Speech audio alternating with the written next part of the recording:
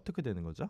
네, 그분들 사실 출석을 안 하셔가지고 그 국회의원분들이 최근에 구치소까지 찾아가서 현장에서 국정조사 증인신문 진행하시기도 했죠. 사실 뭐 출석을 거부할 가능성도 있다고 봅니다. 그런데 사실 그 탄핵 심판 절차는 형사소송법 규정을 준용을 그러니까 사용을 하잖아요. 그래서 형사소송 그 재판에서 보면은 증인이 정당한 이유 없이 출석하지 않을 경우에는 영장을 발부해서 구인영장 발부해서 잡아올 수 있게 돼 있습니다.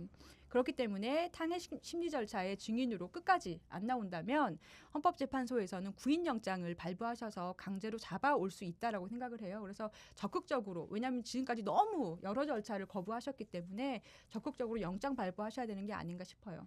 아, 그러면 국회에서 진행하는 국정조사 같은 경우는 세 분이 증인으로 채택됐다 하더라도 국회에서 강제로 데려올 수 있는 권한이 없기 때문에 뭐 구치소까지 가는 일이 있었지만 뭐 헌법재판 같은 경우는 좀 달리 다 봐서 형사소송법을 준용하기 때문에 강제 구인이 가능하다. 네, 그렇습니다. 네. 그리고 만약에 또 헌법재판소 법에 보면은 만약에 이제 그 헌재에서 증인으로 결정을 했는데 정당한 이유 없이 안 나온다 할 때라는 경우에 벌칙 규정이 또 있는데요. 79조를 보면은 1년 미만의 징역에 처할 수 있다라는 규정이 있습니다. 그래서 또 벌금도 가능하고요. 그래서 이제 계속 거부를 할 경우에는 영장으로 잡아 오셔야 되고 그리고 더불어서 벌칙으로 징역형도 좀 선고할 수 징역형에 처할 수도 있다 이렇게 봐야 될 것 같아요. 네. 어쨌든 나름대로 헌법재판소에서 굉장히 노력을 해서 속도감 있게 진행이 되고 있는 것 같긴 합니다. 네. 네. 그런데 문제는 아시다시피 지금 헌법재판소 소장인 박한철 소장님이 1월 말로 이제 임기가 맞춰지는데요. 예, 1월 31일이죠. 예. 네. 그리고 그다음 선임인 이정미 재판관 같은 경우도 3월 달까지가 임기로 알려져 있죠. 예, 예. 3월 13일까지 임기죠. 사실 얼마 안 남았습니다. 지금 벌써 예. 네. 그렇게 되면 이제 과연 헌법재판소 법 그리고 헌법 등에 의하면 이 탄핵 심리는 7명 이상에 의해서 출석이 된 평의를 이루어져서 6명 이상이 찬성을 해야만 인용이 될 수 있는데 네. 그러면 헌법재판소장이나 헌법재판관이 이제 임기가 만료됐을 때 네. 그 임기를 채울 새로운 헌법재판관이 지금 상황에서 임명될 수 있는지 여기에 대해서 또 한번 짚고 넘어가 볼 필요가 있을 것 같거든요. 예. 시민분들 중에서 일부에서는 재판관 임기가 만료되면 네. 박한철 소장, 이정미 재판관 임기가 만료되면 그 두 분에 대해서 다시 임명을 하면 되지 않냐. 그렇게 해서 9명을 채우면 되지 않냐. 이런 생각을 가지신 분들도 꽤 있을 수 있거든요. 그러면 이 부분에 대해서는 뭐 다른 해법이 없는 건가요? 예, 그 문제는 사실 지금 논란이 되고 있는 황교안 국무총리, 그러니까 황교안 대통령 권한대행자의 그 직무 범위가 어디까지냐의 문제로 연결이 됩니다. 즉 지금 대통령이 아니고, 그러니까 우리가 새로 선거를 해서 대통령을 뽑은 상태가 아니고 말 그대로 권한대행자신 분이란 말입니다. 그래서 이 권한대행자가 이제 헌법재판 뭐 소장이나 헌법재판관을 임명하는 게 그 권한상 가능하냐 이 문제가 생겨요. 쉽게 말씀드리면 지금 그 의전상 국가 의전이라는 게 있지 않습니까? 네. 의전 순위를 보면 헌법재판소장은 4등이고요. 네. 그리고 국무총리는 5위입니다. 음. 그러니까 5위가 4등을 임명한다? 이게 가능하냐? 상식적으로 이제 그런 문제가 발생을 하는 거죠. 사실 이 문제에 대해서 외국의 헌법 규정이 없는 게 좀 문제라고 볼 수도 있어요. 뭐 외국의 경우는 아예 명문 규정이 있는 경우가 대부분인데요.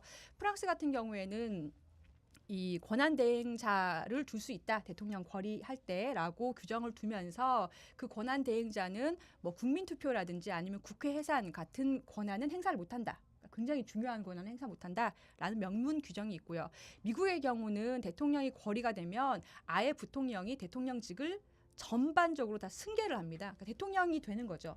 그래서 그러면 대통령의 임무를 전적으로 다 할 수 있다. 이런 해석이 가능한데 우리나라 규정은 대통령이 거리가 되거나 사고가 발생하면 뭐 권한 대행을 한다라고만 돼 있지 어떤 권한은 할 수 있고 어떤 권한은 못 한다라는 규정이 없는데 대통령하고 동일한 정도의 이 헌법 기관인 헌법재판소장을 임명할 수 있는가 이런 해석상의 문제가 발생을 하는 거죠. 권한대행 문제가 사실 법적으로 좀 까다로운 부분이 좀 있고 우리 입법에서도 좀 문제가 있다, 미비한 부분이 있다 이런 말씀인데요. 어쨌든 국무총리가 대통령 권한대행으로 임명되는 그 자체가 사실은 문제다라는 지적이 좀 있는데 이게 어떤 맥락에서 이해하면 되는 것인지 당연하다고 생각하시는 분들도 있을 것 같거든요. 네, 그러니까 민주적 정당성이라는 측면인데요. 쉽게 말하면 미국의 경우는 부통령이 이제 대통령 권리 시에 직을 승계를 하는데 부통령은 사실 대통령을 뽑을 때 러닝메이트로 같이 선출하지 않습니까? 그래서 국민이 대통령을 뽑을 때 민주적으로 정당성을 부여했다는 거죠.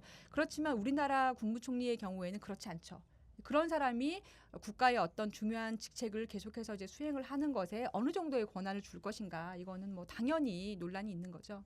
네, 그러면 뭐 투표에 의해서 그나마 선출된 국회의장이라던가 아니면 뭐 우리나라 같은 경우도 1공화국 때 부통령 제도를 실시했는데 이런 분들이 권한 대행을 맡았다면 조금 더 무리가 없을 텐데 대통령이 단순히 임명하는 국무총리가 권한 대행을 맡는다는 자체가 민주주의에 좀 반하는 측면이 있다. 이렇게 이해하면 되겠습니까? 예, 맞습니다. 네, 그런데 이제 이 부분이 헌법 개정 사항이라서 나중에 좀 세상이 좋아질 때 좀 바꾸면 되지 않을까 싶긴 하고 지금은 그렇다면 어떻게 보면 황교안 대통령 권한대행이 권한을 가지고 있다라고 하는 측면도 상당하다는 거 이해할 수도 있을 것 같은데요.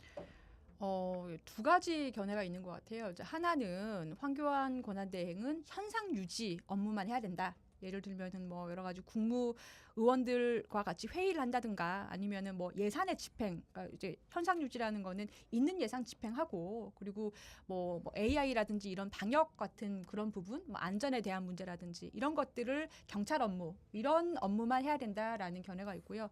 또 하나는 그거 외에 새로운 일. 그러니까 정책의 변경이라든지 지금 뭐 국정교과서 문제도 있고 여러 가지가 있지 않습니까? 이런 것까지 할 수 있다라는 좀 적극적인 견해가 있는 것 같고요. 이제 그런 것 같습니다. 네, 법적 미비 사항이 있어서 논란이 다소 많은 부분이긴 한데 한시바삐 좀 탄핵 절차가 마무리돼서 대통령 권한대행의 좀 임기가 좀 짧아지는 것이 현실적인 해법이 아닐까 싶습니다. 예, 맞습니다. 그러니까 사실은 간단해요. 그러니까 그 3월 13일 그 이정미 재판관 임기 만료 전에 더 빨리 한다면은 1월 31일 그 박한철 헌재 소장 임기 만료 전에 탄핵 심리가 마무리가 돼서 탄핵 결정이 나고 그렇게 되면은 뭐 황교안 그 권한대행의 뭐 권한이 어디까지냐 이것도 문제가 안 되겠죠.